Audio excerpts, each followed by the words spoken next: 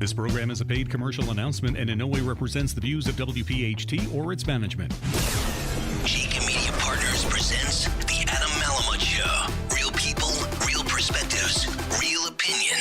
Presented by the law offices of Adam Malamut and Associates. Powered by InjuredWorkers.com and driven by Piazza Premium Automobiles. Now, live from the Malamut and Associate Law Studios, The Adam Malamut Show. Hosted by Adam Malamut. Show number 3 of the Adam Malamut Show. Good evening, Delaware Valley, and welcome in to Talk Radio 1210 WPHT. It's show number 3 of the Adam Malamut special series. So we kicked everything off with a special one-on-one with Jalen Mills, and then had a great show, Adam, with Senator Lesniak in the studio, and you've got a great guest lined up for our listening audience today. We're off to a great start. Krause, it's not possible without you. So, listen, I've got to give credit where credit's due. You make us look good. Oh, it's radio. That's right. Okay. All right. So, listen, I'm very excited to be here today. We've had 2 great shows so far, and I think that we keep raising the bar, and I think our guest today is going to help us continue to raise the bar. We've got a community leader, an attorney. He's an Army Reserve JAG officer, and he was elected to his first term as a Pennsylvania state representative in November of 2016. So it's my pleasure to welcome State Representative Jared Solomon. Thanks so much, Adam. Great to be here. Thank you, Jared. So, Jared, let's dive right in. We only have an hour here, and I feel like, having gotten to know you, we could probably spend a number of shows talking about any one subject. But let's talk about your public service. What drove you into public service? Basically, I saw a decline in my neighborhood. I represent the most diverse neighborhood in the whole city of Philadelphia. 30% of our population is foreign-born. It's becoming a very dynamic, vibrant neighborhood. That's on the good side. On the bad side, Adam, we've seen an increase in poverty of 62% since 1999, the fastest rate of increase in poverty in the whole city of Philadelphia. Our business corridors are on the decline. We're not producing the jobs that we used to in Northeast Philadelphia. That's why I decided to run, because I knew that Northeast Philadelphia had to do better. So, prior to public service, and I want to talk about your district in a moment, prior to public service, you were a community activist, and you had you founded and you were the president of a group called Take Back Your Neighborhood. Correct. Tell us a little bit about that. So, Adam, I ran TBYN, Take Back Your Neighborhood, for about 12 years. My theory was we needed to flip the script on how we thought of, conceived of community organizations. If you go to most community organizations, you go there year one, you see folks griping about issues. You come back 10 years later, it's the same folks in the same chair, eating the same pizza from the same place, griping about typically the same exact issues. So what I came to the community organizing front in is I said, let's try and flip the script on this. Let's try and base a community organization on bringing tangible improvements to the neighborhood. And that's what I did. We got a new rec center. We got a new playground for the local school, the largest elementary school in the city of Philadelphia. We did business card development. Our main business card didn't even have trash cans along Kester Avenue. We brought trash cans through a multi-month petition drive. And I started a youth program for kids in the neighborhood, a basketball program that could uplift some of the youth in my neighborhood. Those tangible improvements people started to respond to, and that continued to grow the organization. What year did you start that? I started that in about 2000. Wow. It's still ongoing? Still ongoing. Still a lot of the same programs are in place. So tell us a success story from that program. This is a great story. So I was the main basketball coach. I'm actually, a little secret, not that good at basketball. In fact, I YouTubed a lot of the plays before. That's why we coach, right? That's why we coach, and exactly. I got to stay coaching. All right. But a lot of the kids that I coach, you're talking about 6th to 8th grade kids. Some of them are reading at a very low achievement level. So they're going into 8th grade, they're reading at a 3rd or 4th grade level. But this program, what it did is it gave some of these kids a direction. Gave them something to look forward to in the afternoon after school. It gave them discipline and leadership and a purpose. I just met, his name's Jose, he just came back and told me that because of the program, because of the leadership that I had helped instill in him, he thought that it was best for him to go on to college to find a way to succeed when he really had difficulty when he was growing up. And I mean, I just broke down, because to see someone that I had helped mentor and produce a success was remarkable. Now imagine if we could have Jose's story spread throughout the whole city of Philadelphia, and we could provide that sort of mentorship to kids like Jose throughout our city. You know, it's interesting. I've had similar experiences working in the city of Camden, and what we've found is, unfortunately, we don't know how many we lose, but we know how many we save. And our thought has always been, if you save one, you've done a really good job. But a program like yours, to have been around for 19 years now, that's phenomenal. And it's a direct impact on kids' lives, right? There's no middleman there. It's me or whoever the coach is and the kid, and you're with them. And I think the biggest thing, I remember when I missed a couple practices because I was at a law firm in Center City and I just couldn't be there. Got to that third or fourth practice after I missed a few, and the kid said to me, "Coach Jared, we thought you had forgotten about us." The idea is to give our kids consistency. A lot of kids don't have that in their lives. So if you can provide that consistency, whatever it is, whether it's a teacher in school, whether it's after school, whether it's an after school program, you really can change the course of a child's life. We talk about consistency in the business setting all the time. And what I think a lot of people need to understand is consistency is a habit or trait that if you instill in young people, it exponentially increases their likelihood for success. So whether it's consistency in practicing, you see, when we were kids, there was no YouTube, so we didn't have an opportunity to watch a great basketball player practice his crossover, which is probably why you and I both coach. We'll blame it on YouTube. But if you practice consistency with your homework, with organizational skills, with whatever it is, your likelihood for success goes up that much.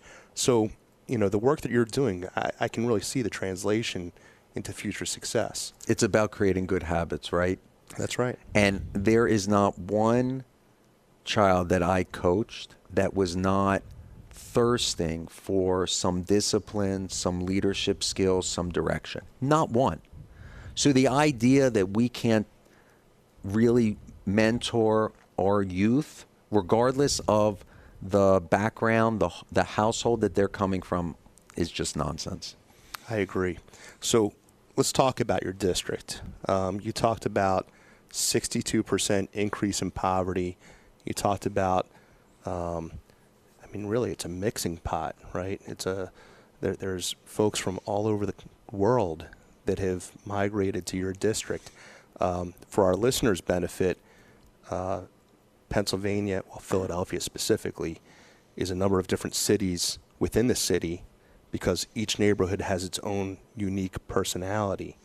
So real quickly, can you give a little bit of a flavor as to the division in the city as you see it? Absolutely.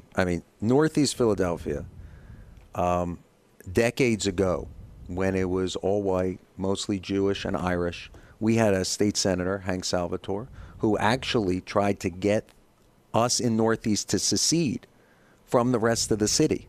We were going to be called Liberty County. So we've come from there to the most diverse part of the city of Philadelphia, the most diverse area in the whole Commonwealth of Pennsylvania. And what's very interesting about the diversity in the Northeast is its house-to-house diversity. My wife and I live on a block where to the left of us is a Haitian family, to the right of us is a family from Russia. You go down the next is an African-American family, then a Chinese-American family.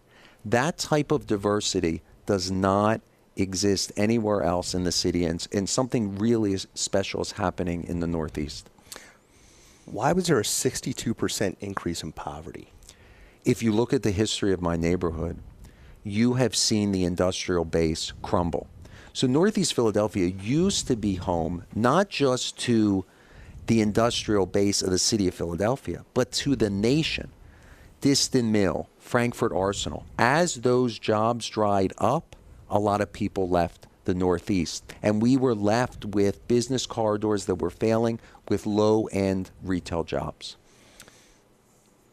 So my question was going to be, what are your constituents' biggest concerns? But as we all know, it all starts with the ability to support your family. So we're running out of time in this segment, but I'd like to start the next segment talking about that. However, before we go to break, talk real quick about your history in winning your district. Ran the first time in 2014. Longest serving member of the Pennsylvania legislature at the time, 40 years. Lost by 158 votes.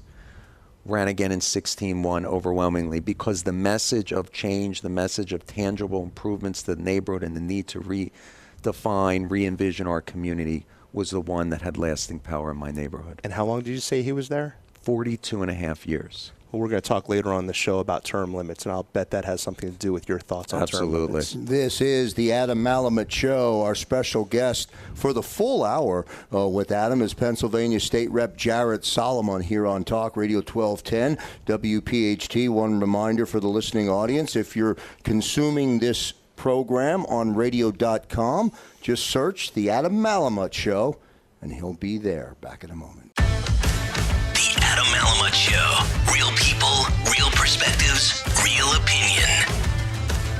And back here on Talk Radio 1210 WPHT, special edition of the Adam Malamut Show. Show number 3, Pennsylvania State Rep Jared Solomon. Now part of the Library of Information. Good stuff, good opening segment. Love the conversation, Adam, about taking back your neighborhood. Really good stuff. So where we left off, Jared, was helping out those folks in your neighborhood. We were talking about your constituents and that 62% increase in poverty. So how do we change that? A neighborhood needs to have a vision. You have to have a vision. So what I have been preaching in my community is we've got one thing going for us. The one thing and the way to rebrand and redefine our neighborhood is through the diversity. The diversity is our selling point. So that is why I have been bringing institutional players to our neighborhood to reintroduce them to what is now the new Northeast, this dynamic, growing community. That's why we had Night Market, which is this huge food truck festival with over 10,000 people along one of my business corridors. We brought the Pennsylvania Ballet, the Philadelphia Orchestra, Pennsylvania Orchestra, Philadelphia Ballet, all to Northeast High so people could experience the great diversity of my community. We had a long spread on all of the restaurants, the great cultural, international really, cuisines in my community. And that type of narrative is registering with people. People in the neighborhood need to be uplifted by something. And if we can identify something, which is the diversity, and market that through our food, that's a winner. I mean, who doesn't want to eat? People will travel anywhere to eat. We have it right in the Northeast. We have cheaper options than Center City, and the food is phenomenal. Jared, I often tell people when we get into these types of discussions and we start talking about food and restaurants in the area, this body doesn't come naturally. So you let me know when you're having those food festivals, and I will do my best to bring my group of folks out to support them. You got to come out to the Northeast, Adam. Craig LeBon did a 3-page review of the restaurants in my district, and he loved them. He hadn't been out to the Northeast. He loved the different ethnic cuisines in the area. That's the way we're going to begin to bring my neighborhood Sounds back. like we need a food tour. Let's do it. Out in the Northeast. Let's do it. So we talked about the arts and food, but in my mind, when you have a 62% increase in poverty, we have to get to the economic development and creating jobs. And I'm familiar with your district. There have been some retailers who had a presence there who are no longer there. How do you go about filling those shoes? Right. So part is getting a vision and defining where you're going. And also Visit Philly, which is the main tourism engine of the city, is going to be doing a 6-month rollout of the new Northeast. So it's building that narrative. That's one, and we talked about that. Second and key is you have to get the business corridors right. Business corridors are the really lifeline of a community, and we have 4. So what I'm doing is, number one, you have to have safe business corridors. If they're not safe, no one's going to come out. No one's going to enjoy the restaurants. So I made a pledge to my community. We're going to get a new police district, and that's going to be opening in a few months. Also, I said we're going to get more officers, more community policing on the beat, on our corridors. We have 20 new officers. You need safe business corridors. Second, you need anchor properties, place-making properties that redefine a corridor. So if you look on our corridors, what you're seeing is once vacant properties, I'm bringing in developers to house really exciting projects that are going to begin to redefine what those corridors are. So you need the anchor properties, you need safe corridors, and you also have to get the nuts and bolts right? You need better lighting, you need the sidewalks to look good, the streets to get repaved. And that's why I brought in state grant money to hire us a business corridor manager. So they work every single day with businesses all along our corridors to ensure that they're availing themselves of the city-state programs that are out there. Now, in creating programs like that, there are a lot of opportunists, and there are a lot of people that try to create benefits for themselves. And we've heard countless stories of legislators and electeds from around the country that have gotten involved in self-dealing, that have put themselves before the constituents that they serve. And we always tell people who are newly elected or hopefully soon to be elected to never forget that a district or a city or a county or a state doesn't belong to one party. It belongs to the residents of that area. You've been on the forefront of ethics reform, we'll call it, creation for electeds in Pennsylvania, and holding electeds responsible for their bad behavior. Talk about your recent proposal to hold electeds responsible. Sure. So I think it's a comprehensive proposal that includes election reform, that includes the ability to hold electeds accountable, that includes term limits. But in terms of the accountability, we're only one of 2 states, 3 states, Pennsylvania, Mississippi, and Utah, who have no mechanism to hold our officials accountable and allow people to rise up and recall an elected official. Only 3 in the whole country. What we're looking to do is simply to build in this accountability. So let's say there's an issue of misfeasance, malfeasance, nonfeasance.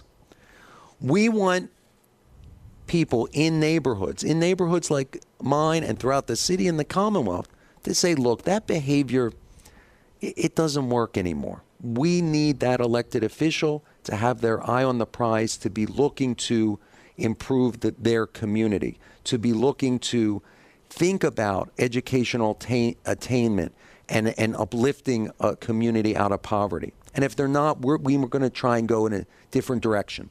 So this gives the people that built-in accountability. They would need to get a certain number of signatures to trigger a recall, and then it's up to the voters. The voters then decide, do they want this person representing them still, or do they want to move in a different direction?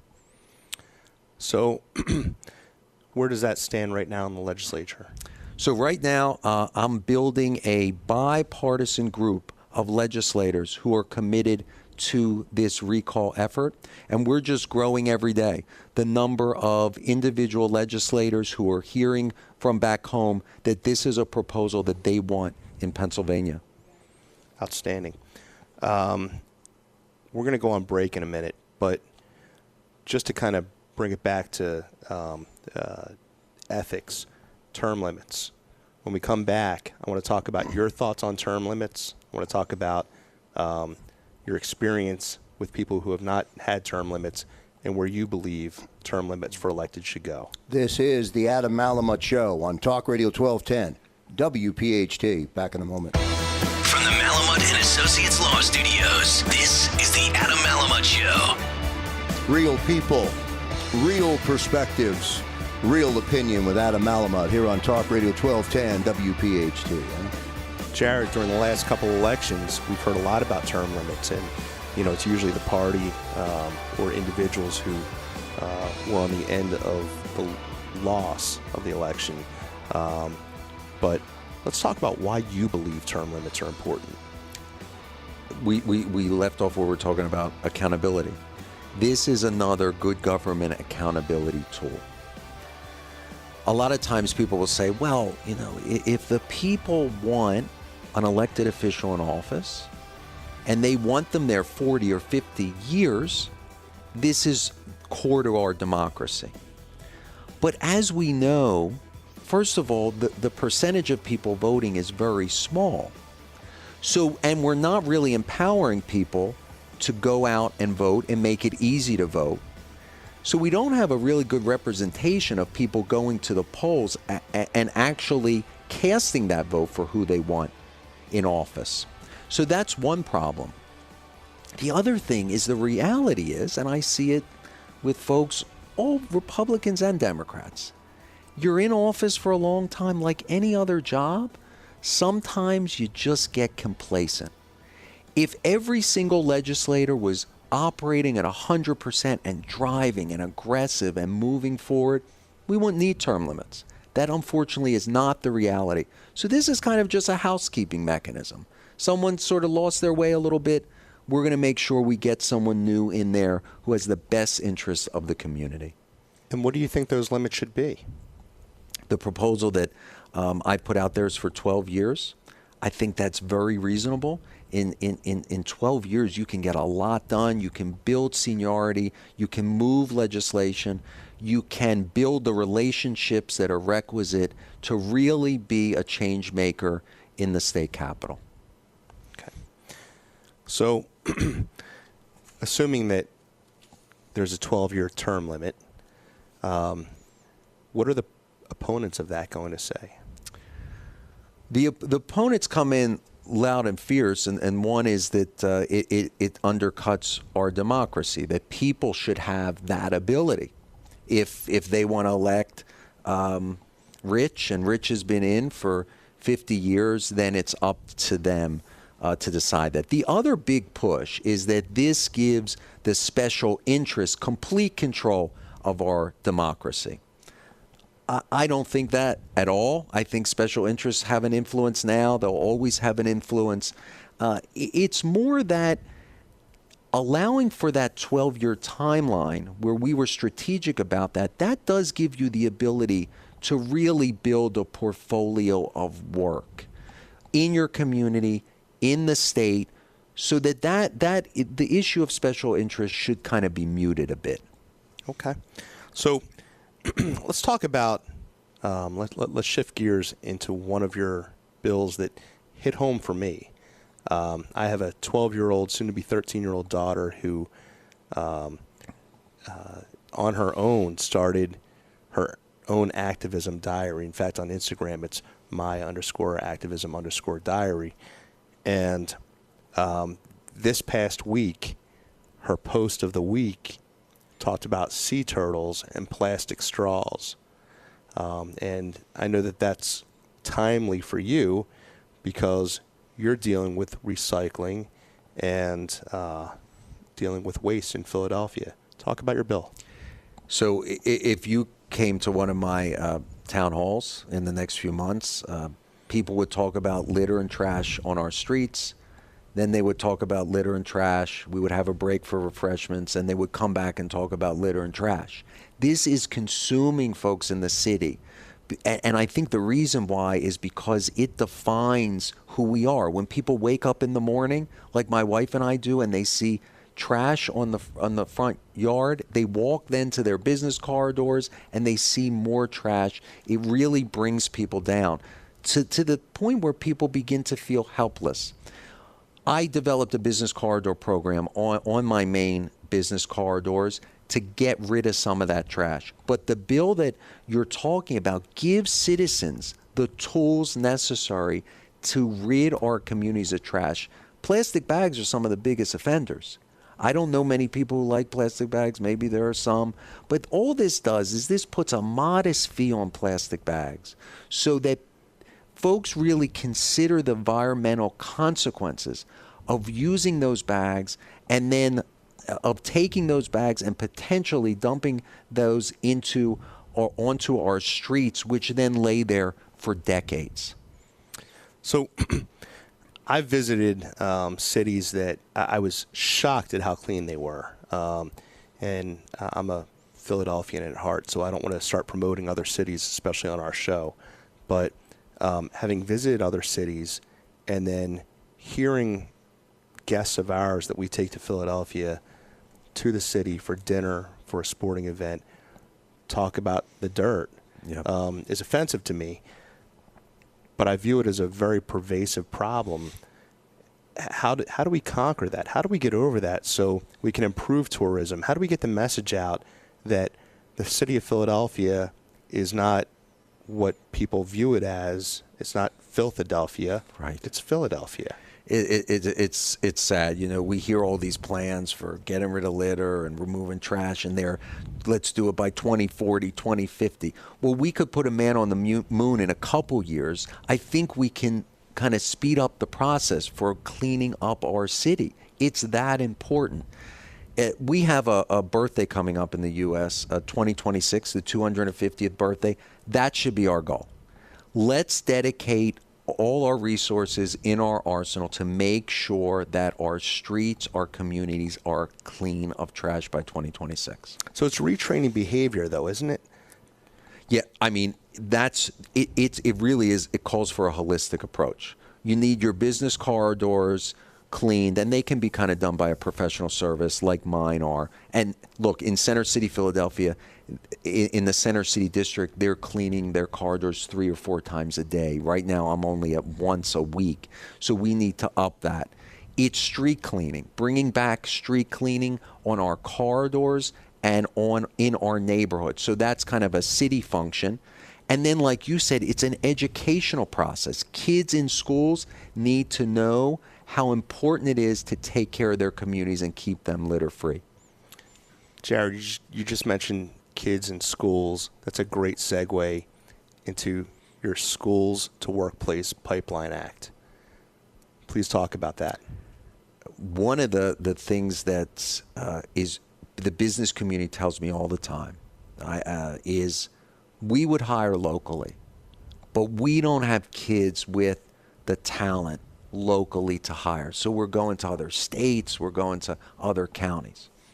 What this bill does, it says let's pair up the two. Let's pair up kids from a local high school with local businesses, and then let the two of them begin a relationship, a dynamic relationship, where the business informs the school of what are the specific skill sets needed for that particular student to enter the business. Then we get the curriculum in the school, the necessary additional teachers and equipment, so that we know when that student leaves senior year in high school, they're going right to that business to firmly enter the middle class and get a good life-sustaining job. That's an important project. It's an important act. And why aren't we doing it? If you go to Hanover, Pennsylvania, which is in York County, under one roof and their high school, they have a credentialing program of basically every single credential that represent the businesses in the area. So if you want to go in the hospitality industry, boom, it's right there under roof. And every single student, whether you're going to enter the hospitality industry after high school or you're going on to Harvard, you're going through that same program. So it gives kids exposure. The program is working so well that businesses are competing for these kids. They do it in Hanover and York County. We can do it throughout our city in Philadelphia. So in the city of Philadelphia, are there technical schools that provide this type of training? There are, but our emphasis is too much on the brick and mortar approach. You know, it could take 5 years, 6 years to build a new school, a new vocational school. Let's focus on the kids in the schools now and give the particularized, individualized education that all educators know is required to produce successes throughout our city. Let's talk about veterans. So we talked at the outset about you being an Army reservist, member of the JAG Corps. You had a recent conversation with veterans. How did that go? You know, one of the main things that we need to do in Pennsylvania is listen to veterans. So you go, and this is really what we were doing. We weren't coming with an agenda at this forum. What we did is just listen. One of the things we do all the time is whenever we see a veteran, and it's the right thing to do, we say, thank you for your service. We hear it all the time. And of course, we should. The issue is, what do we do next? What do we do to ensure that we really embrace that veteran's experience? And that was this forum. Let's listen to veterans and then let's craft certain policies based on their unique experiences. When we come back, I want to talk about some of the challenges that veterans have posed to you and some of the things that we're doing to help them out. This is the Adam Malamut Show. Future programming of the Adam Malamut Show include a conversation about autism, a live roundtable conversation on location, and so much more. Real people, real perspectives, real opinion. Now back to Adam Malamut. With our special guest in studio today, Pennsylvania State Rep Jared Solomon, joining Adam for the full hour today. Adam? Jared, we hear about homeless veterans. We hear about veterans who can't get a job. We hear about veterans who don't have good health care. We hear about veterans who have gone away to serve and come back and been punished by their employers for their service. We can do a whole show on USERRA claims. We'll save that. But let's talk about the challenges of the veterans that you've spoken with and how we're addressing them. It's the mental health issues that veterans come back. We don't give veterans an opportunity to share their unique experience. And that's what we're trying to do. We did the Veteran Forum, and we're going to be taking that throughout the Commonwealth, just to listen, providing that forum, because if you're coming back and you were in combat and you form these bonds with your fellow soldiers, that type of experience can't be replicated. And a lot of soldiers who come home are desperate for those connections. But we don't really appreciate that experience. We don't give soldiers the ability to share that with us in a very community-friendly way, and we need to do that. Seniors. I know that seniors are a huge portion of your constituency. I know that, and you and I have talked prior to the show about the changing demographics in your district. Let's talk about seniors and your sponsored senior volunteer legislation. We have a whole group of retired folks in my neighborhood throughout the Commonwealth who have a unique skill set. Why aren't we using them to inform our new generation? We have kids in schools who are desperate to kind of get that spark, to really get direction on a particular career. So what this legislation calls for is, let's match up the skills. You have kids who want to be a welder, want to go into theater. We're going to match that with a senior in the local community who can help mentor that student. Now I want to go to a controversial topic. And I told you that there wasn't going to be anything that I was going to leave off limits, and I'm not bashful. And you welcomed it, and you said, bring it on, I'm ready. Yep, let's go. So here it is. Yep. You look around the table, and we've got a bunch of water bottles. It's because I didn't want to pay the soda tax. So I was a little concerned having a state representative coming into New Jersey that would drag that soda tax into New Jersey. So tell the listeners, what's the soda tax? The soda tax, or called the PBT, is the Philadelphia Beverage Tax. That is a tax that brings in revenue to fund community schools, expanded pre-K, and Rebuild, which is a program to improve our rec centers. How did it come about? So it was passed in a duly elected city council, overwhelming support from city council, and signed by Mayor Kenny. And it just slid right through. Nobody opposed it. There was, and it continues to be opposed. Big Soda continues to dump millions of dollars in an effort to not only get city council to reverse the soda tax and eliminate it, but also on the state level, preemptive measures to make sure that we are not allowed to move forward with the soda tax. And that really is my big objection. As a Philadelphian, if we have a unique problem and we have a unique solution, we should have the local control to deal with that problem. So I said that facetiously. I'm very well aware of the struggles in supermarkets, restaurants. They feel that they've been disadvantaged by people going outside of the city. So as you're trying to do economic development in your neighborhood, in your district, have you seen what the opponents have complained of in terms of a loss of business as a result of the soda tax?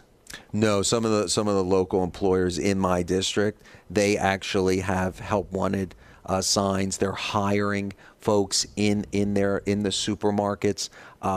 The industry has actually increased. People are hiring, and I understand that there's a drumbeat out there, that there's a narrative that the PBT is causing for job losses, hemorrhaging jobs. The facts on the ground, the data shows the exact opposite. The revenue that was raised, are we a full year in on that soda tax? We are. How has that contributed to the city? Look, so if you came to my district, I'll tell you how it has.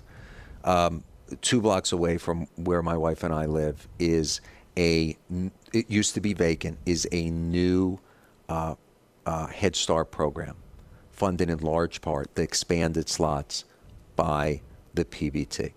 If you go across the street, there's a rec center. That rec center hadn't been touched since I was growing up and playing Pee Wee League ball, probably 20 years. Now there's a beautiful playground there.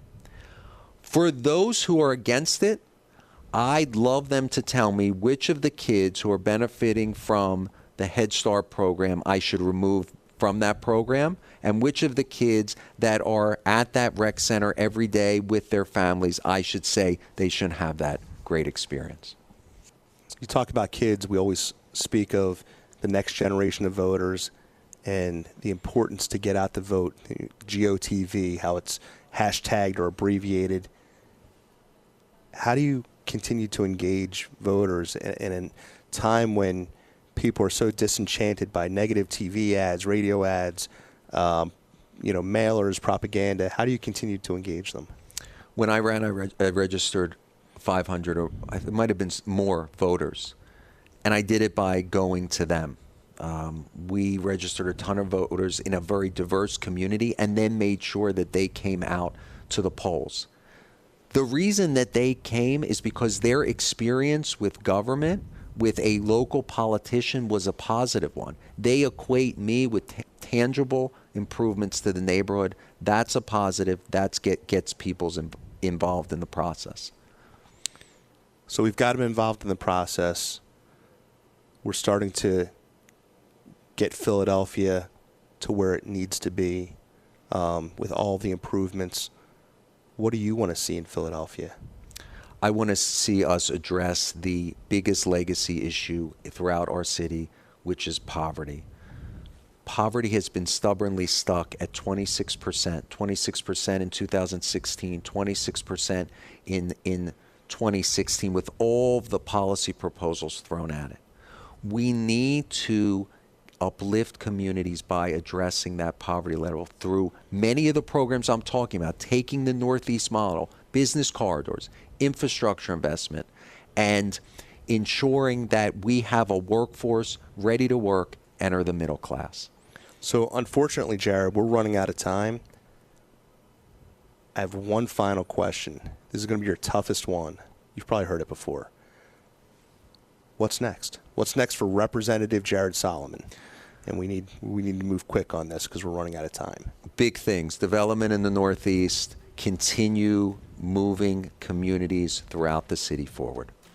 Excellent. That's going to do it for this week's edition of the Adam Malamut Show. Real people, real perspectives, real opinions. Special thanks to our guest today, Pennsylvania State Rep Jared Solomon. Great stuff from the rep who's joining Adam today. Adam, nice job today on the program. Remember, if you're listening on radio.com, just search the Adam Malamut Show. On behalf of the Pennsylvania State Rep and on behalf of our gracious host, Adam Malamut, I'm Joe Krause.